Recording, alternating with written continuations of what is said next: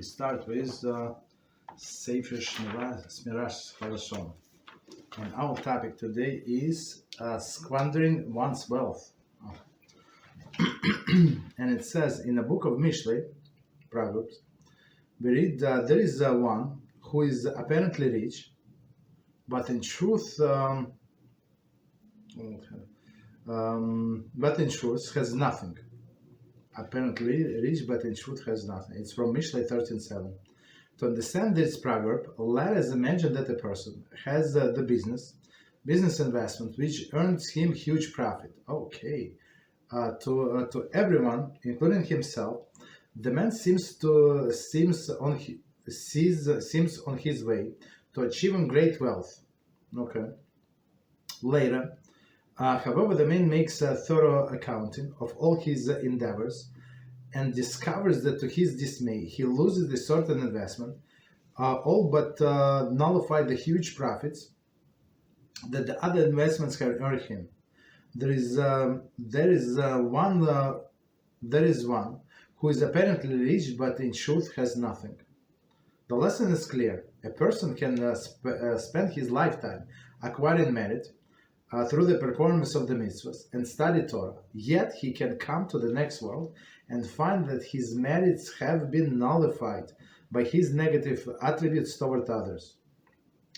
The bounty of the spiritual reward that has been awaiting him was washed away by the waves of scorn, slander, strife, which poured forth from his lips. Wow, so let's do it again and we try to explain. So Mishlei says there is somebody who has a lot, right? It looks apparently, who is apparently rich, but in truth he has nothing. So about this businessman has many businesses, and after accounting, he said because of the one loss on one business, so it looks like all of the earnings is nothing. Okay, which is good. I mean, not good, but understandable. The lesson is clear.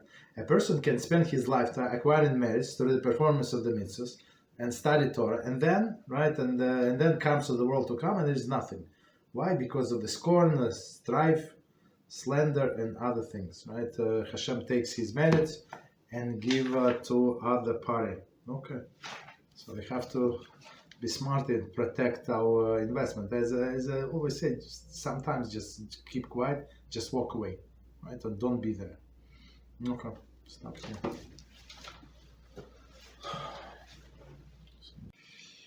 Can I have a question about squandering one's wealth? Could we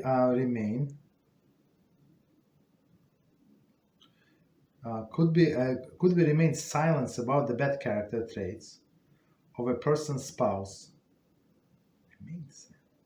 This is especially challenging for women when it comes to rebuke their husbands. Okay.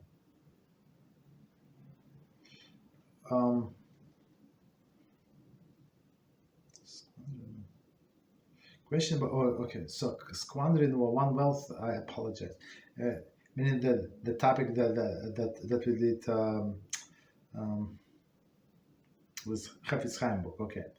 Squandering one wealth. Meaning a person like works, and then does whatever, speaks Lashon Hara, or does some, I don't know, make fire on somebody and lose everything that they acquired. Okay, could be remain silence about the bad characters of the person's spouse. This is especially challenging for a woman when it comes to rebuke their husband. So most of the husbands or wives, for that matter, they're not going to take the rebuke very well. Just so we know, right? And first of all. And second of all, if you know they're not going to listen, it's going to make them angry, so what is the point? Right? As we always say, this rebuke must come from somebody else, not from the spouse and not from the husband. Why? Because they know this person's like weaknesses, like right, and the husband may get offended, right, and he's and he can say something that he would later regret. You understand? So as somebody told me what happened, one situation, and I told this person, you should not have said that. I mean, because whatever you said, it was said in anger, in frustration, and whatever. In person, sweetest person in the world, but I said you should not have said that. I mean, if other side would take it seriously, what he said, it's a disaster. Understand? So we try not to provoke our spouses, and I try to work on ourselves and pray for them, right? Pray for them that they should change. Of course, there is some character traits that we're not allowed to tolerate, but some, I don't know, some traits of immorality or something. But others, like some bad character traits, I'm not sure. Like, if give me some example would be easier, but they remain in silence. In this case, it's actually there is no problem, right? First of all, a person is not punished for inaction, right? So of course it is not proper to be inactive in some cases. So you have to do something. But if person was inactive, she's not going to get punished. That's very important, right? So only when person does something actively, they can get punished. So in this case, no, keep quiet. Quiet is good. So that person whom talking to, I mean, but maybe in that environment, people don't take things seriously. Maybe and whatever. That's what I said.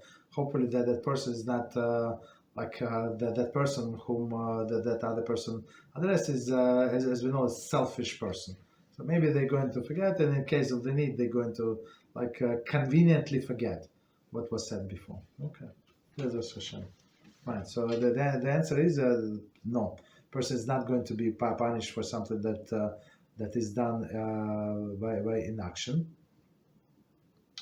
Right, and plus it's like rebuking husband. It can create more damage. Right, it's proper to do it like through the shiur, like